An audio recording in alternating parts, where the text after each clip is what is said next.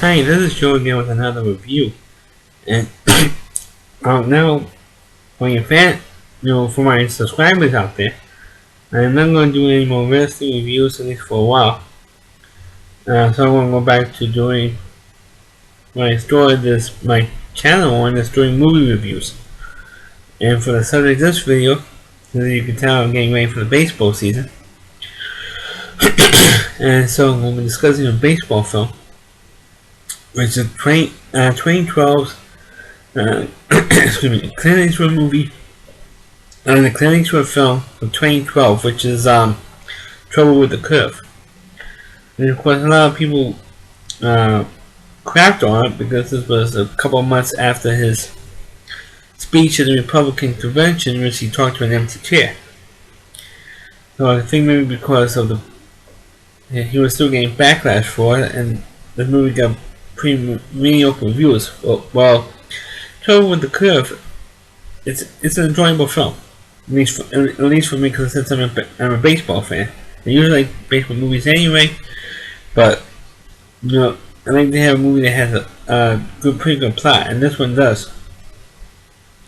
Not only the story is, of course, Clint Eastwood, which he came back from a premature acting retirement, because after he did Gran Torino, he decided not to do acting anymore. Well, he was coaxed out of an acting retirement and did this film.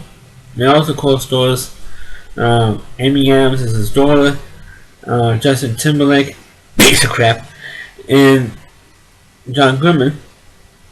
And this is actually a different kind of a film.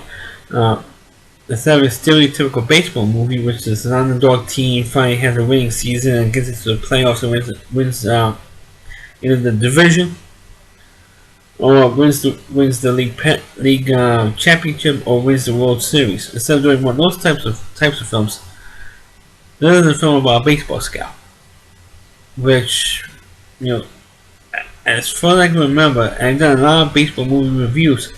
I have not done one that concerns a baseball scout.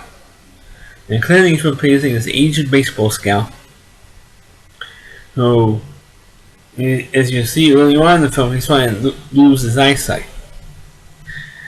And there was a young executive who works. He's supposed to be a scout for the Atlanta Braves. So of course, this movie doesn't get off to a great start for me, because I hate the Braves. They suck. And the young executive wants Clint Eastwood out because he feels too old. Because the young executive is doing more like a Billy Bean type thing, like the movie Moneyball. And the reason I haven't done that movie is because I haven't seen it, at least review on it. So anyway, he wants to do like Billy Bean, goes and looks at statistics, and Clint Eastwood doesn't do that. He does watches and listens and observes in such an old-fashioned way for a scout in his modern day and age. So I figure he doesn't get the modern way of baseball scouts should do things. And John Goodman, who is Clint Eastwood's boss, and the boss of his other executives, says, "Look, Clint, his character Gus hasn't found me yet. He hasn't found the organization. He's made some great choices in terms of recruiting players. Gives us great recommendations on who to draft or who not to draft. So I'm going to stick with him." And the young executive says to him, "Boy, you crazy? He's over the hill. He's like 90 years old. He doesn't know anything."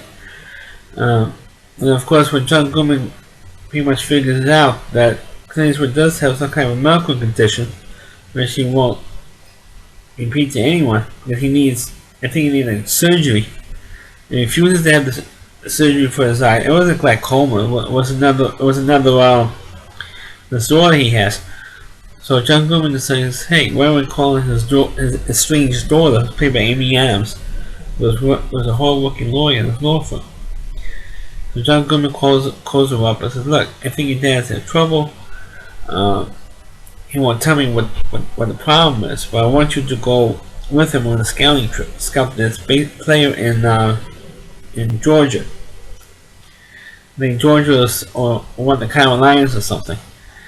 And she reluctantly says, okay. And then she volunteers driving him around. And Gus and Clint Eastwood says, look, I don't need your help. I don't need you. Everything with me is fine. And then he gets into an accident. And then he says, okay. Reluctantly he says, okay, you can come along and help. And in the meantime, she goes back and forth to her law firm because she was either running for a partner, and at the last minute she didn't get the partnership. Spoiler for those of you who didn't see the movie. But in the meantime, Clint Eastwood gets assigned to scout this particular high school player named Bo Gentry, who's like this arrogant, cocky high school player who belts home runs like 9 miles. So the young executive for the Braves says, "Hey, this guy is great. He could be a franchise player. I want him for the team." And Clint was saying, "Look, it's true he could hit the ball at 9 miles, but there's something about him that's missing. I feel that he can do." And the executive says, I don't care, I want him for the team. And John Goodman has a chance to talk to Gus, a Clint Eastwood character, and he says, hey, what do you mean there's something wrong with this player? And he says, hey, can't put my finger on it quite yet, but I know there was something something wrong about this player. I don't think I can give my 100% guarantee or a recommendation on this kid. True, he's a hell of a hitter. He hit the ball 9 miles, but there's something not quite right. And then goes, right, it's right. Well, he is a cocky kid. He doesn't have a big following. His father's going crazy supporting him, like T-shirts and hats and all this other to promote this kid. But I don't go for the promotion. I go for what he could actually do. And hitting home runs is one thing, but you have to be an all-around player. And Clint Eastwood was looking for a great all-around player. And meanwhile, while all this stuff is going on, Justin Timberlake plays a former player that Clint Eastwood scouted, but he threw his arm out. And now he was scouting for another team, for the Boston Red Sox, actually. Yay! And so they both are looking at the same player, and both the daughter and Amy Adams' character and Gus says to him, "There's something not quite right about this guy. You can't," because Justin Timberlake was kind of new at scouting. He says, "What do you think about this kid?" And they said, "Oh, he's not. I mean, he's good, but not great. And there's something about him that my father, the Amy Adams tells Justin Timberlake, there's something about him my father doesn't like. And usually, there's something that my father doesn't like. It means he's not going to be a great. He may be a great minor league prospect, but not a major league player." So Justin Timberlake says, "Okay, I'm not going to draft this guy." And then he found out that when the Braves drafted him, and the Braves ended up drafting this Bo Gentry kid, Justin Timberlake gets pissed off about it because, "Oh, you guys said it to me so you could draft him for the Braves." And of course, and also at that time there was a budding romance going on between Justin Timberlake and Amy Adams' characters. And of course, while Clint Eastwood felt like when he found out that Justin Timberlake character got mad at him, he leaves the door in the hotel and decides to go back to the Braves' office and turn the field. She hid as she was packing, ready to go and check out the hotel and go catch up with Clint Eastwood's character, because he left her high and dry. He heard this young guy, somebody pitching in the parking lot. There's going to be this young Hispanic kid throwing a fastball and just by on the sound of how the ball is traveling and hitting the mitt, and catches mitt, the guy catching him. She kind of likes that, likes the sound, and then she was catching him for a while, and so she ended up calling John Goodman character and said, "You gotta sign this kid. This kid's terrific." I said, "I don't know. This is what you nuts." And I said, "Well, how about if you give him a tryout?" And so all I ask is for, okay, if you don't want to sign him, fine, but can you at least give this kid a tryout? And then if you like what you see in the tryout, maybe you can sign him then. And John Goodman says, "Okay." And the young executive, they do have a tryout for this Bo Gentry kid in Turner Field. Does happen to draft, and again, he's hitting home runs like crazy, getting hits. And then they bring out the picture that Amy Adams found, pitching in the parking lot, and then he's throwing pitches to the Bo Gentry kid, and he couldn't hit a damn thing that he was throwing. He was throwing fastball to fastball to fastball, and the fastball was moving around all over the plate, and pinpointing the corners and everything else, and he couldn't hit it. And then she says, "Throw him some curveballs," and that's where they get the title for the movie, because Clint Eastwood realizes that this kid, the Bo Gentry kid, could not hit a curveball. That's where they get the title, "Trouble with the Curve," because he had trouble hitting a curveball. And the young executive says, "No, it was crazy. You couldn't hit anything." And then when this young pitcher at this tryout was throwing curveballs to this Bo Gentry, he couldn't hit a curveball to save his life. He kept missing it, and missing it. And Bo was getting frustrated, and the young executive was getting frustrated. And said, "What the hell is the matter with this kid? He can hit everything but the curveball." It reminded me of the scene in Major League. We had the voodoo guy who could hit the fastball like crazy. He said, "Okay," and the manager goes, or James Cannon's character in Major League, who was playing manager, would say, "Hey, this guy hits a ton. How come nobody else picked up on this guy?" He said, "Okay, throw some breaking. Okay, it's enough fastball. Throw some curveballs. Throw some breaking balls." When he throws a breaking ball, a curveball, he said, "Oh shit! Oh damn it!" And I said, "Oh, that's why." Same thing with this kid. All he could hit with this Bo Gentry in Trouble with the Curve. He could not hit a curveball.